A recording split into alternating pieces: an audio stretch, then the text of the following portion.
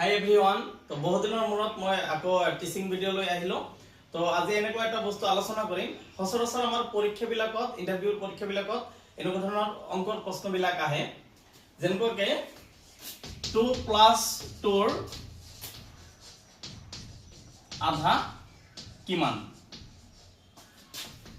তো অপশন বিলাক এনেকুৱাকে দিয়া থাকে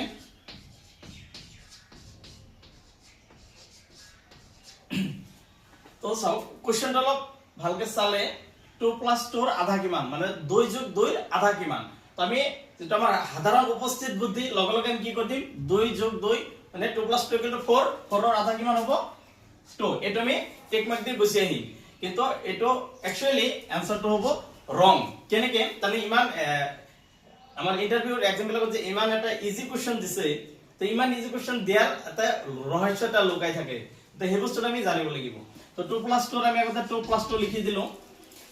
এতিয়া প্লাসৰ পিছৰখিনি আমি কাম কৰিম গোটেইখিনি তো একেলগে নকৰো আমি গতিকে প্লাসৰ পিছৰ 2 আছে 2 ৰ আধা কিমান আমি জানো 1 গতিকে এইখিনি যদি প্লাস কৰি দিও 3 आंसरটো হ'ব A2 অপশন বি